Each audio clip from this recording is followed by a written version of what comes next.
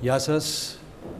Ευχαριστώ πάρα πολύ τους διοργανωτές για την πρόσκληση την οποία είχαμε σαν Ελληνική Τράπεζα να παρουσιάσουμε το σχέδιο χρηματοδότησης μικρομεσαίων επιχειρήσεων. Κάποια πράγματα που θα ακούσετε θα είναι και επανάληψεις, έχουν λεχθεί από τους προηγούμενους συνομιλητές, αλλά θα παρουσιάσουμε και ειδικότερα το σχέδιο της τράπεζάς μας. Δύο λόγια πρώτα για την Ελληνική Τράπεζα, η οποία ξεκίνησε τη λειτουργία της το 1976 στη Λευκοσία με έναν κατάστημα. Σήμερα είναι ένας από τους μεγαλύτερους χρηματοοικονομικούς οργανισμούς της Κύπρου, με δίκτυο 60 καταστημάτων, 3 θηρίδων, με κέντρα επιχειρήσεων, μεγάλων επιχειρήσεων, υπεράκτιων επιχειρήσεων σε όλες τις πόλεις και γραφεία αντιπροσωπείας σε Μόσχα, Νότια Αφρική, Αγία Πετρούπολη και στο Κίεβο. Προσφέρει έναν ευρύ φάσμα προϊόντων και υπηρεσιών σε όλους τους πελάτες και σε όλους τους τομείς της οικονομίας, μέσω των θυγατρικών ασφαλιστικών εταιριών της Παγκυπριακής και της Hellenic Calicop προσφέρει ασφαλιστικές υπηρεσίες. Η Ελληνική Τράπεζα είναι η μόνη κυπριακή τράπεζα χωρίς εξάρτηση από τον ΕΛΑ και χωρίς δανεισμό από την Ευρωπαϊκή Κεντρική Τράπεζα. Παραμένει ιδιωτική.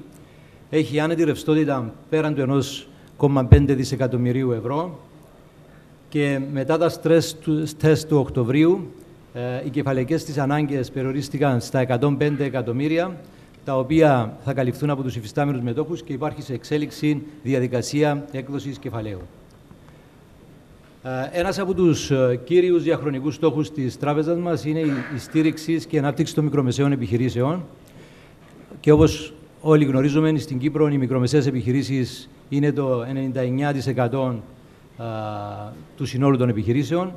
Αποτελούν τη ραχοκοκαλιά της οικονομίας και την κινητήρια δύναμη αυτής και είναι αυτές οι οποίες συνέβαλαν και μετά τον πόλεμο στην ανάπτυξη της οικονομίας και βοήθησαν στο να φτάσει στα υψηλά επίπεδα που βρισκόταν η οικονομία μερικά χρόνια μετά τον πόλεμο. Αυτό ελπίζουμε να γίνει και τώρα, γιατί μόνο στις μικρομεσαίες επιχειρήσεις νομίζω μπορούμε να βασιστούμε για να κάνουμε το ίδιο θαύμα που κάναμε τότε. Και γι' αυτόν τον λόγο και η Ελληνική Τράπεζα επικεντρώνεται στις μικρομεσαίες επιχειρήσεις στις δύσκολες σημερινές συγκυρίες. Η συμφωνία με την Ευρωπαϊκή Τράπεζα Επενδύσεων υπογράφηκε στις 19 Σεπτεμβρίου του 2014, φέτος δηλαδή. Από την Ευρωπαϊκή Τράπεζα η Ελληνική Τράπεζα θα πάρει ένα δάνειο 35 εκατομμυρίων, το οποίο θα κατευθύνει στις μικρομεσαίες επιχειρήσεις. Είναι δε υπόχρεα να χρηματοδοτήσει ακόμα έναν ποσό 11,7 εκατομμυρίων από δικά της λεφτά. Η Ευρωπαϊκή Τράπεζα Επενδύσεων ιδρύθηκε το 1958 με τη Συνθήκη της Ρώμης. Αποτελεί το χρηματοδοτικό οργανισμό της Ευρωπαϊκής Ένωσης. Έχει πολύπλευρη δραστηριότητα. Κύριος στόχος της είναι η χρηματοδότηση επενδύσεων που συμβάλλουν στην ενίσχυση της οικονομικής και κοινωνικής συνοχής στην Ευρωπαϊκή Ένωση. Έχει μακροχρόνια συνεργασία με τραπεζικά ιδρύματα, τα οποία γίνονται οι μεσάζοντες στα δάνεια τα οποία δίδει. Συμμετέχει σε συνεργασίες με τοπικά χρηματοδοτικά ιδρύματα στη χρηματοδότηση επενδυτικών προγραμμάτων, τα οποία αποτελούν μέρος των στόχων της Ευρωπαϊκής Ένωσης γενικότερα. Το 2013 έδωσε 71,7 δισεκατομμύρια δάνεια. Τα κριτήρια για την επιλογή για το συγκεκριμένο σχέδιο, μιλούμε για επιχειρήσεις που έχουν προσωπικό κάτω από 3.000 άτομα συνολικά. Η επιχείρηση μπορεί να είναι νομικό πρόσωπο, μπορεί να είναι φυσικό πρόσωπο ή συνεταιρισμός. Πρέπει να εδρεύει στην Κύπρο και το έργο το οποίο θα κάνει να βρίσκεται επίσης στην Κύπρο. Η επιχείρηση δεν πρέπει να έχει πάρει άλλη χρηματοδότηση για το ίδιο έργο από την Ευρωπαϊκή Τράπεζα. Ο σκοπός του δανεισμού είναι η αγορά ή η επέκταση κτηριακών εγκαταστάσεων για ίδια χρήση των εταιριών, αγορά γης μόνο στην περίπτωση που θα θεωρείται απαραίτητη στην επένδυση η οποία θα γίνει. Μπορεί να χρησιμοποιηθεί η αγορά πατέντων, αδειών, απαραίτητο για την τεχνική εφαρμογή του έργου, αγορά εξοπλισμού, μηχανημάτων, χρηματοδότηση εξόδων που έχουν άμεση σχέση με το έργο, δηλαδή σχέδια, άδειες, χρηματοδοτικά έξοδα, έξοδα για έρευνα και ανάπτυξη, χτίσιμο δικτύου διανομής εντός της Ευρωπαϊκής Ένωσης, αλλαγή ιδιοκτησίας, δηλαδή μπορεί να αφιπηρετήσει ένας από τους μετόχους και να τον αγοράσουν οι άλλοι, και οι αμώνυμες ανάγκες κεφαλαίου που απαιτούν τουλάχιστον 2 χρόνια περίοδο χρηματοδότησης για τους σκοπούς ανάπτυξης εργασιών.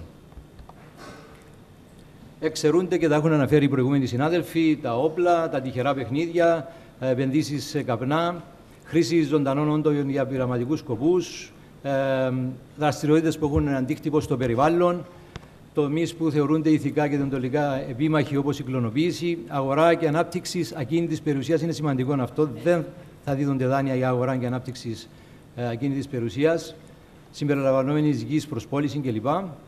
Αγορά goodwill ή άλλων intangibles. Αγορά αδειών και δικαιωμάτων για εξόρυξη ορυκτών και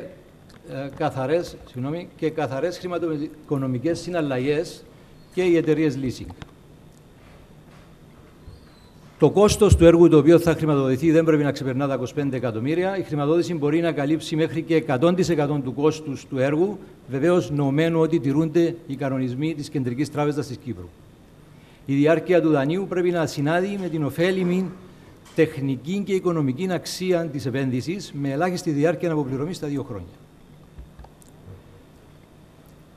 Η διάθεση του ποσού το οποίο ελάβαμε θα γίνει σε 30 μήνες από την ημερομηνία υπογραφής, δηλαδή από το Σεπτέμβριο. Η βάση του επιτοκίου είναι στο Euribor, εκεί που είναι floating, εκεί που είναι κειμενόμενο το επιτόκιο, διότι υπάρχει και επιτόκιο σταθερών. Το εύρος των επιτοκίων θα καθοριστεί με τους οικονομικούς δείκτες και τις εμπράγματες εξασφαλίσεις που προσφέρει η εταιρεία. Θα δοθούν με πολύ ευνοϊκά επιτόκια για εταιρείες με υγιείς ισολογισμούς και τα επιτόκια μας θα ανακοινωθούν τις επόμενες μέρες. Η Τράπεζα έχει υποχρέωση να μετακυλήσει στους πελάτες της όφελος από τη χρηματοδότηση τουλάχιστον 1%. Το όφελος αυτό αυξάνεται σε 1,5% σε περίπτωση που εργοδοτούνται άτομα, τουλάχιστον ένα άτομο ηλικίας από 15 έως 25 χρόνων. Η βάση του επιτοκίου και το περιθώριο θα παραμένουν σταθερά από την ημερομηνία υπογραφής της συμφωνίας του δανείου, νοωμένου ότι ο πελάτης θα συνεχίσει να εμπίπτει στα κριτήρια της ΕΤΕΠ, θα χρησιμοποιήσει το δάνειο για τον σκοπό για τον οποίο εδόθηκε, θα αποπληρωθεί το δάνειο σύμφωνα με τους όρους της χρηματοδότησης και η Ελληνική Τράπεζα παραμένει συμβεβλημένη με την ΕΤΕΠ. Το ύψος των δανείων θα είναι από 600.000 με μέγιστο 2,5 εκατομμύρια. Οπωσδήποτε σύντομα θα έχουμε, το ανάφεραν και οι υπόλοιποι συνάδελφοι, το άλλο δάνειο, το ΣΥΠΕΦ, το οποίο θα κατευθύνουμε σε ακόμα πιο μικρές επιχειρήσεις και εκείνο θα περιλαμβάνει δανεισμούς από 50.000 μέχρι 600. Η αποπληρωμή θα είναι από 2 έως 12 χρόνια. Περίοδος χάριτος θα είναι 2 χρόνια, δηλαδή στα 2 αυτά χρόνια μπορεί κάποιος να πληρώνει μόνο τους τόκους. Το ποσό μπορεί να χρησιμοποιηθεί για αναχρηματοδότηση υφιστάμενων δανείων τα οποία έχουν εγκριθεί τους προηγούμενους 6 μήνες από την υπογραφή της συμφωνίας. Το νόμισμα οπωσδήποτε είναι το ευρώ. Οι εγκρίσεις και εξασφαλίσεις θα είναι σύμφωνα με την πολιτική της Τράπεζας.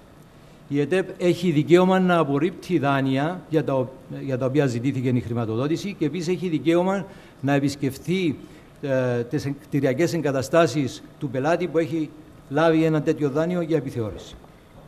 Οι ενδιαφερόμενοι μπορούν να αποτείνονται στα κέντρα επιχειρήσεων και κέντρα μεγάλων επιχειρήσεων της Τράπεζας που υπάρχουν σε όλες τις πόλεις και οι εγκρίσεις των αιτήσεων θα γίνονται, όπως έχω ήδη αναφέρει, σύμφωνα με την δανειακή πολιτική της Τράπεζας και της Κεντρικής Τράπεζας της Κύπρου. Θα ήθελα να σας ευχαριστήσω πάρα πολύ για τη φιλοξενία.